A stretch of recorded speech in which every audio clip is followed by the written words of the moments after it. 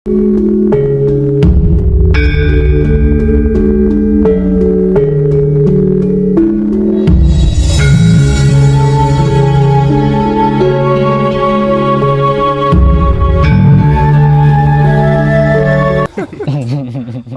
di usia yang ke-62 tahun ini, bagaimana Pak Web memandang hakikat kehidupan itu?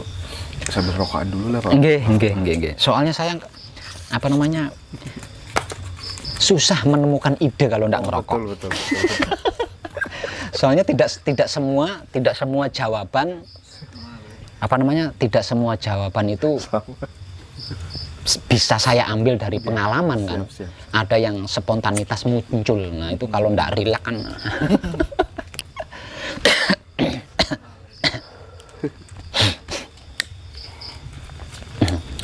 Ya, kembali ke pertanyaan saya tadi. Sekarang di usia yang ke-62 tahun, meskipun masih tambah awet muda kan ya. Jadi teman-teman ngobrol sebelum. Iya. Bagaimana Pak Web memandang hakikat kehidupan itu? Di usia saya yang ke-62 ini, Mas. Iya. Saya memandang hakikat kehidupan di dunia ini semakin positif, Mas. Semakin positif, semakin kecil kekhawatiran saya, semakin kecil, terus ketakutan saya juga semakin mengecil. Kenapa? Karena ternyata semakin bertambah usia saya hingga sampai ke 62 ini, orang-orang yang berada di ranah ini, Mas, orang-orang yang berada di dimensi ini ternyata berani muncul, berani menampakkan diri secara umum. Iya. Nah, akhirnya di sini ketakutan saya, kekhawatiran saya tentang apa yang akan terjadi ke depannya yang bersifat negatif itu jadi surut, Mas. Surut karena apa? Karena saya merasa punya teman gitu loh, merasa punya teman. Oh, ternyata saya nggak sendiri. Itu teman saya di sana berani ngungkap, teman saya di sana berani ngomong apa anane. Nah, di sini saya wah, ya mungkin itu juga yang membuat saya muda. Itu ya. Jadi nggak kerdil. Nanti kedepannya kalau sampai terjadi gini piye, maka saya sudah terlanjur mengenal banyak orang dan setiap orang yang saya kenal itu saya kasihi. Kalau sampai terjadi piye isinya piye. Ternyata mengetahui itu tidak lebih baik daripada tidak mengetahui. Iya, ketika saya berada di ranah itu muncul sebuah kata-kata, Mas. Wah, kalau tahu seperti ini mending saya nggak tahu deh gitu loh. Mending saya nggak tahu. Lah, setelah tahu saya jadi takut. Nah, gitu kata seperti itu. Nah, muncul seperti itu. Nah, akhirnya kan saya tertekan di situ, Mas. Tertekan. Namun di balik tekanan itu juga ada motivasi. Ada sesuatu yang memotivasi saya gitu. Contohnya seperti apa? Loh, katanya Tuhan kan maha welas asih. Maha welas asih. Maha cinta, maha kasih sayang. Maha bijaksana. Oh, semacam-macam lah. Tapi kalau sampai ke depan ini terjadi seperti ini, lalu letak welas asihnya Tuhan di mana gitu. Nah, ini sesuatu yang memotivasi spiritual saya. Akhirnya saya tidak merasa cukup di situ. Nah, dengan motivasi-motivasi yang muncul secara otomatis tentang kegaiban Tuhan katakanlah, itu membuat saya semakin nggak pernah merasa lulus dalam belajar, Mas. Jadi saya sama dengan yang lainnya, nggak pernah lulus. Saya nggak pernah mengalami lulus di sini. Karena apa? Karena di setiap saatnya selalu muncul ide-ide spiritual seperti itu tadi. Satu misal contoh, saya di suatu tempat bertemu dengan seseorang seperti ini. Itu saya kembalikan ke Tuhan. Loh, Tuhan kan maha bla bla bla bla. Kenapa orang itu bla bla bla bla? Nah, ini saya kaji. Oh, ternyata maksud Tuhan seperti ini. Iya. Bicara tentang keajaiban Tuhan, pernah nggak sih mendapat bocoran ya informasi dari dalam diri barangkali, oh mau ada ini loh, terus jenengan sampai khawatir gitu kan? Itu apa itu? Contohnya apa itu Pak Web? Waringi perso kejadian yang waduh, ada nggak? Ada nggak? Apa Yang salah satu contohnya apa yang mencekam gitu ya? Nggih. Yang pernah mencekam spiritual saya itu adalah tentang pembaharuan kehidupan di dunia ini. Itu saya pernah masuk ke ranah itu dan saya menyaksikan bahwa semua yang lama itu dihapus, diganti yang baru.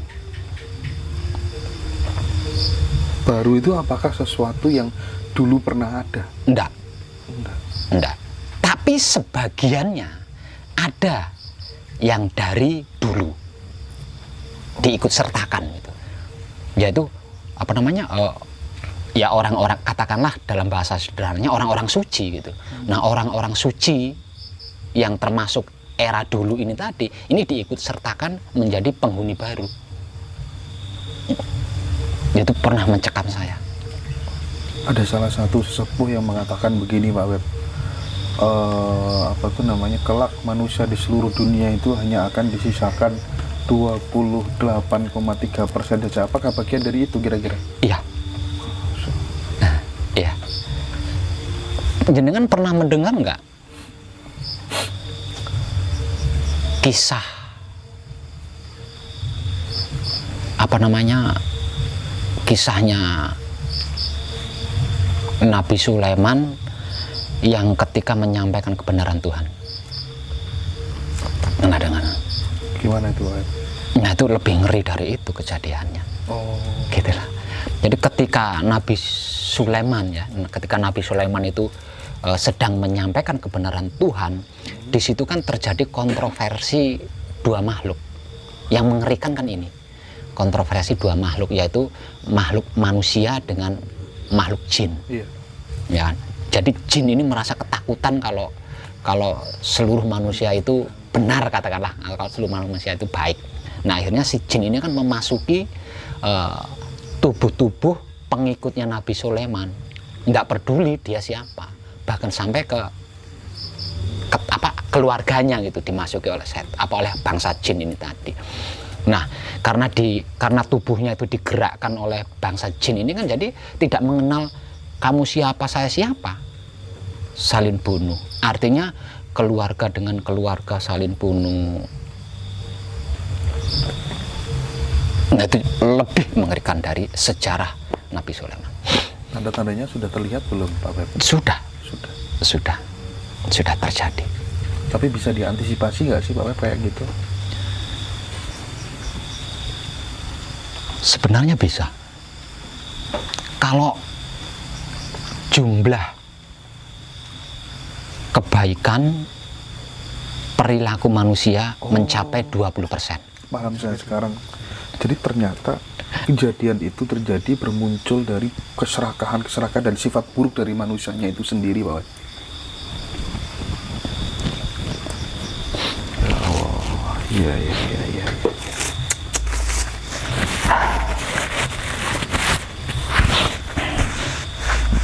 Karena mungkin bahan baku manusia itu unsurnya sama dengan alam semesta ini ya Pak Web ya. Ya.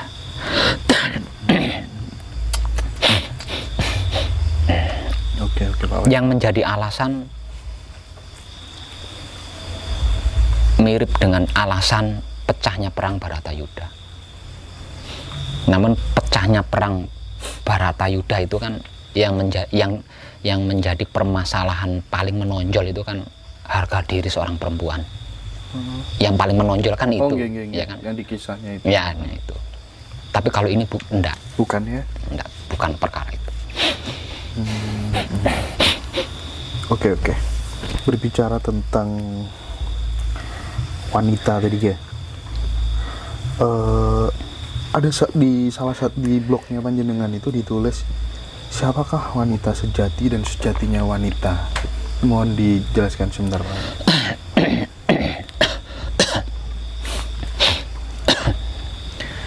Wanita sejatinya wanita itu sebenarnya berada di atas kaum lelaki. Jadi justru berbalik, gitu ya, berbalik. Nah, mayoritas pada umumnya kita sekarang itu kan meninggikan kasta kaum lelaki kan, katakanlah seperti itu, meninggikan kasta kaum lelaki. Iya. Nah, padahal sesungguhnya enggak, justru terbalik. Kalau dimasukkan ke dalam kasta, justru kasta kaum wanita ini lebih tinggi daripada lelaki. Makanya saya kalau sekarang kan paham umum kan seolah-olah wanita terdiskreditkan. Iya, katakanlah seperti itu. Nah, padahal enggak seperti itu, Mas. Makanya saya kalau melihat ada wanita yang neko-neko gitu. Ketika saya manusiawi itu saya gumun, Mas. Iya maksudnya. Iya paham.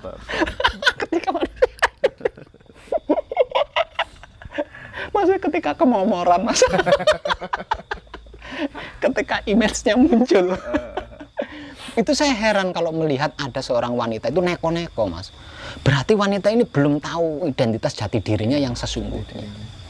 Kalau dia sudah tahu identitas jati diri wanita yang sesungguhnya, dia tidak akan seperti itu. Karena apa? Karena ratu gitu loh. Katakanlah seperti itu, karena ratu, wanita kan ratu. Nah, kalau dimasukkan ke dimensi manusiawi, ratu itu kan lebih tinggi dari raja, Mas. Ratu itu lebih tinggi dari raja. Ada, Mas, ada hiburan, ya, ada hiburan mirip-mirip, tapi tidak sama persis. Cuma mirip tok dengan apa yang saya katakan ini. Apa itu hiburannya? Kalau tidak salah itu saya pernah menyaksikan di Antv, Mas, tentang kisah Dewa Siwa. Oh, iya. Kailas. Nah, itu cerita itu intinya kan mengungkap rahasia wanita. Inti daripada hiburan itu adalah mengungkap rahasia wanita atau jati diri identitasnya wanita. Memberikan pesan wanita yang secara hakiki itu bagaimana gitu ya. Lah itu cuma jarang orang bisa nangkap sampai ke situ. Nah, itu diilustrasikan kan sebagai Mahakali itu tadi. Nah, kalau di hiburan itu, dari sekian banyak pemain di dalam hiburan itu, siapa yang tertinggi? Kan Mahakali, Mas. Nah, Mahakali itu apa? Wanita kan. Aslinya mengungkap identitas jati dirinya wanita. Hiburan itu. Itu mirip. Coba kita renungkan, andai setiap wanita mengetahui itu. Orang apa-apaan nih wong lanang, Mas. Mahadewa kurang opo ya kan? Kalau di dalam sejarah Mahadewa kurang opo. Lah jebule Mahadewa itu bagian dari ilmunya Mahakali kan? Nah, artinya orang apa-apaan nih. Mudah-mudahan disaksikan banyak wanita-wanita. Itu dia. Iya. Makanya setiap lelaki, Mas, apapun alasannya loh, Mas ya, apapun alasannya, setiap lelaki yang meremehkan wanita pasti hancur kehidupannya. Tapi kan orang jarang yang mampu menangkap ke situ. Oh iya Pak Lem ya? Iya, Banyak pasti. Karena apa? Karena sesungguhnya wanita yang barusan kita ungkap itu. Ini tidak peduli itu wanitanya yang kejam atau wanitanya jahat loh, tidak peduli loh, Mas. Tidak peduli. Hukum alam kan elek ning ngono, Mas. Orang peduli.